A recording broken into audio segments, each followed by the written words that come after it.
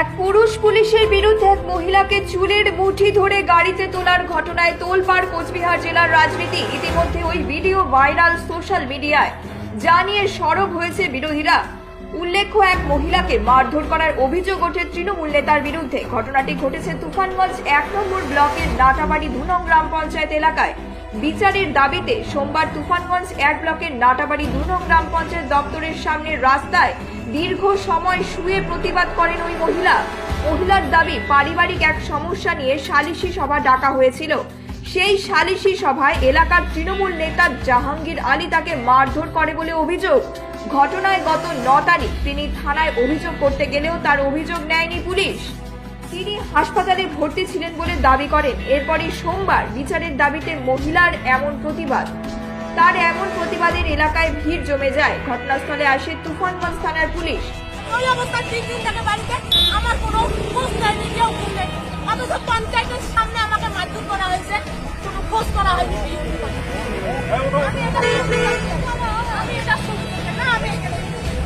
আমি এখানে 2 ঘন্টা থেকে আসি, আমার কিছু হয় নাই, তো আমি এখানে 4 ঘন্টা থাকলো। আমাকে টিএমসির নেতা আমাকে মারধর করছে, আমার কোনো বিচার হয়নি। আমি 3 দিন আমি হসপিটালে ভর্তি ছিলাম, আমার কোনো বিচার হয়নি। কেন মারলো আপনাকে? বিনা কারণে ওখানে মানে একটা বিচার বসছে, মানে এই এক কথা বলছে, আমি এক কথা বলছি। বাড়ির লোক না মারিয়ে নেতার লোক আমাকে মারলো, টিএমসির নেতা। কে মারছে? কে? জাহাঙ্গীর আলম, টিএমসির নেতা মারছে, প্রচন্ড মারছে। যে আমার জামা কাপড় সব ছিঁড়ে কবে মারছে? কবে? 9 তারিখে মারধর হয়েছে। তাহলে আপনি থানায় কেস করেন নাই কেন? আমি থানায় গেছি, আমার কোনো কেস নাই। আমি 2টা লিখিত করে দিয়েছি, 2বার লিখিত করছে, আমার টাকা ফিরে গেছে, কিন্তু কোনো কেস নাইনি দাদা।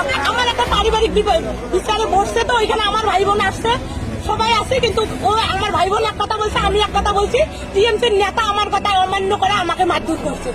আমার বাড়িতে আমার স্বামী আছে, আমার বাচ্চা আছে, আমার শ্বশুর শাশুড়ি আছে, আর কেউ নেই। এই যে আমাকে টিএমসির নেতা মারধর করলো। আপনার দাবি কি? আমার দাবি, আমাকে মারধর করছে, কোনো আমার বিচার হইলো না, আমি সুবিচার চাই। এখানে আমি প্রধানের এখানে আসছি, প্রধানকে বললাম যে এইরকম প্রতিদিন আমাকে টাইম দেখলে আজই বিচার হবে, কালি বিচার হবে, কিন্তু বিচার হয় না। তারপর আমি প্রধানের এখানে আসলাম, এসে প্রধানকে বললাম যে আমার বিচার কি করবেন। তারপরে বলে হবে, তুমি বাড়িতে যাও, হবে, কিন্তু আমাকে ডেট দেয় না যে কবে হবে।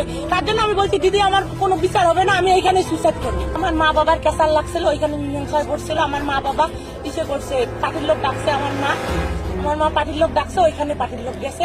সালিশি সবাই ছিল, ওইখানে টিএমসির নেতা আমাকে মারধর করছে। আমার নাম মমতাজ খাতুন। পরে ঘটনাস্থল থেকে ওই মহিলাকে নিয়ে যায় পুলিশ। সে সময় ওই মহিলাকে এক পুলিশ আধিকারিক চুলের মুঠি ধরে মারধর করে গাড়িতে তোলে। একজন মহিলাকে কিভাবে এক পুলিশ গাড়িতে এভাবে মারধর করে তুলতে পারে, এ নিয়ে তোলপাড় শুরু হয়েছে।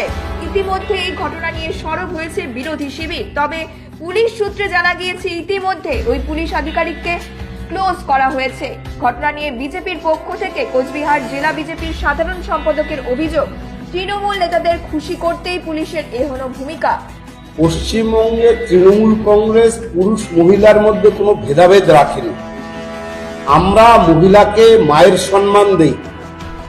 সেখানে তৃণমূল কংগ্রেসের নেতা সেই মহিলাকে প্রচন্ড পরিমাণে প্রহার করে, এবং মহিলা যখন তার প্রতিবাদের জন্য প্রধানের বাড়ির সামনে গিয়ে রাস্তায় ধর্নায় বসে, সেখানে পুলিশ নির্মম আচরণ করেছে। সেটা সারা পশ্চিমবঙ্গবাসী দেখেছে, এটা সোশ্যাল মিডিয়ায় ভাইরাল হয়ে গেছে।